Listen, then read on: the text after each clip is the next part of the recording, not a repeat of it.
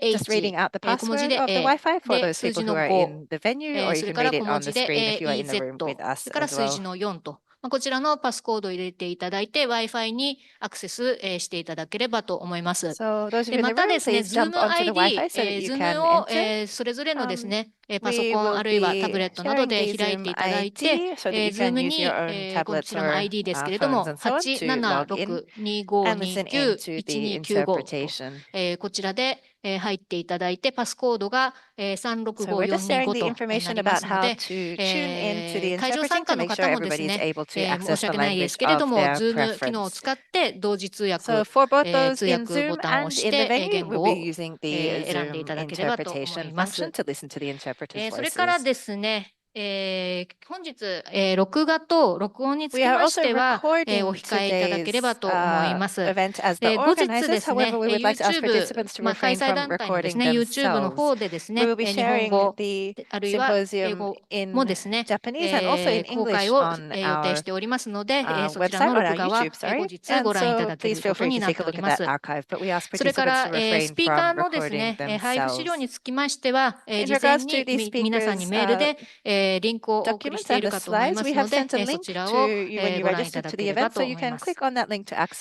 また質問事項ございます場合にはですね、最後の3名のパネルディスカッションの中で極力お答えできるようにいたしたいと思っておりますので、Zoom 参加の方は Q&A を開いていただいて、下のですね Q&A ボタン開いていただいて書き込んでいただく、あるいは会場参加の方もZoom 開いていらっしゃると思うので、そちらに書き込んでいただいても構いませんし、会場でそのままパネルディスカッションの際に挙手してご質問いただければと思います。はい、それではですね、早速、1人目のスピーカーの方にお話を伺っていきたいと思います。まずはですね、アジア太平洋資料センターパルクの事務局長の田中茂さんにお話をいただきます。で、田中さんはですね、これまで私たち FOA ジャパンもフィリピン、インドネシアなどですね、いろいろな場所、世界各地のですね、鉱物資源の採掘場所をですね、訪問しまして、現地の環境、それから人権問題、そういったことの調査、提言活動を一緒にしてきております。また日本のその電気電子産業のサプライチェーンのですね、デューデリジェンスを強化するための研究、あるいは提言活動にも取り組んでいらっしゃいます。それではですね、田中さんから今の日本の海で何が起きようとしているのかということで、深海採掘についてお話をいただきます。田中さん、よろしくお願いします。はい、ご紹介いただきありがとうございます。共済団体の田中でございます。アジア太平洋資料センターで事務局長をしております。本日よろしくお願いします。はい、では資料を今、紹介いたします。少々お待ちください。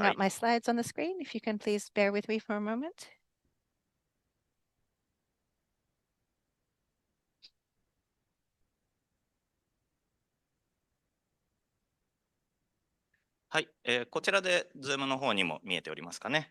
はい、では現実に迫ってきているこの深海採掘について、お話をしていただきたいと思います。で、今回はですね、私どものイベントに初めてご参加される方も大勢いらっしゃるかと思いますので、すでに参加したことある方、深海採掘についていろいろ知っているよという方には知っている内容も前半特に多いかもしれませんが、少し復習だと思って紹介できればと思っております。で、本日お話しするこの深海鉱物資源採掘でいうところの深海ですね。定義上は水深200メートル以降の深さのものを深海というふうに一般的には定義されます。で、全海洋体積の 95% を占めるので、この海はほとんど深海であると。So it could be said actually that almost all of the ocean, high majority is deep sea. This also means that it has the highest biodiversity of the entire planet as well. で、深海採掘といったときには、それは鉱物原料の探査と採掘について、ここでは述べたいと思います。石油とかですね、ガスとか、そういった化石燃料の深海での採掘ももちろんあるんですけど、今日ここでは英語でいうところのディープシーマイニングというところで、鉱物資源のことについてのみ今日は触れさせていただきます。で、よくですね、深海採掘だったり、深海底採掘だ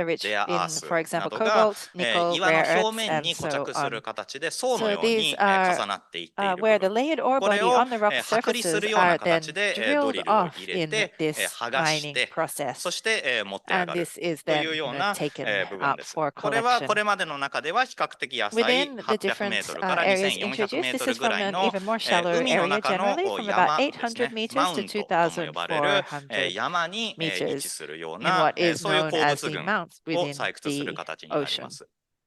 で、ここにもですね、やはり生態系が豊かなんですね。深海サンゴですとか、これも漁場として非常に豊かな生態系が育まれている。やはりこの特殊な鉱物があったりする部分というのは、栄養素も高かったりして、生物群が多く存在している傾向にあります。で、こういったですね、ノジュール、そして熱水のところの硫化物、そしてコバルトリッチクラストなどが世界中で多くの場所で確認されております。で、これまでですね、国際的には最も注目されていた部分は、この太平洋のハワイとメキシコの間のあたりに位置するクラリオン・クリッパートン断裂帯と呼ばれる部分で多くのノジュールが存在しているということで注目されていた部分です。で、しかしながらそこ以外にもですね、図表にありますように、世界中の海のたくさんのところにこの深海交渉があるというふうに言われています。で、それぞれでですね、行う行為はドリルで砕いて持って上がったり、剥離するように剥がして持って上がったり、あるいは海に落ちているそのノジュールの塊をですね、吸い込んで持って上がるというような形で、エンドで行っていることは若干それぞれ違うんですけど、しかしながら共通する部分というのは、この非常に長い管ですね。それでもって吸い上げるような形で持って上がる。で、しかしながら、例えばこのノジュールの場合は、この4000メートル、6000メートルといった長さの管を使って、それを掃除機のようにヒュッヒュッヒュッとポンプで持ち上げるということなんですが、相当な動力がなければ持ち上がらない。6キロ先のものを掃除機で吸い取ろうと思えば非常に強力な吸引力が必要だということは容易にイメージできるかと思いますので、この船の作業船が海表水面にですねあるわけですけど、そこで吸引するだけでは持ち上がらないので、この途中にこのライザーを補助するような形でパーツが組み込まれて、そして上げていくということが今想定されています。で、そしてですね、この船に上げますが、この持ち上げてきた鉱物ですね、この中の実際に有用な鉱物群というのは必ずしも多くなくてですね、本当はその持ち上げてきた段階だったら、このノジュールだったら、このノジュールの必要な部分を砕いて、あるいは一緒についてきた泥を流し落として、そして必要な部分だけを運んで陸に持っていって精錬をする。で、この残りのゴミをどうするかということなんですけど、図の中に戻り管というのが一番左にありますが、この管で海に戻すということになります。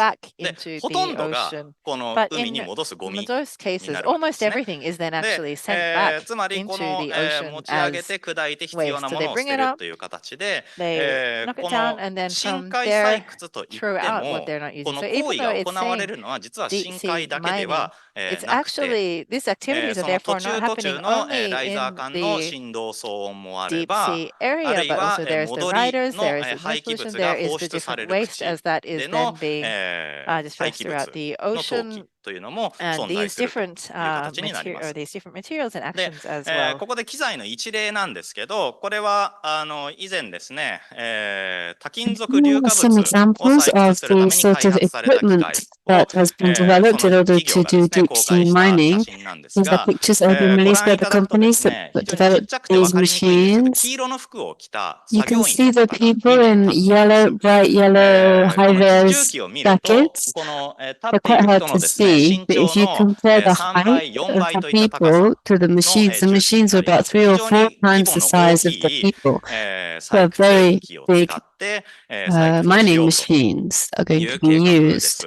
で、こちらはですね、モデル図になりますけど、左にある写真は今すでにですね、このどういうふうに採掘をするかという試掘をしている段階なんですけど、試掘に使われるような、いわゆるテスト機材ですね。それは左にあるような規模なんですけど、それを実際に商業開発しようと思うと、幅がですね、10メートル以上、そして長さも20メートル以上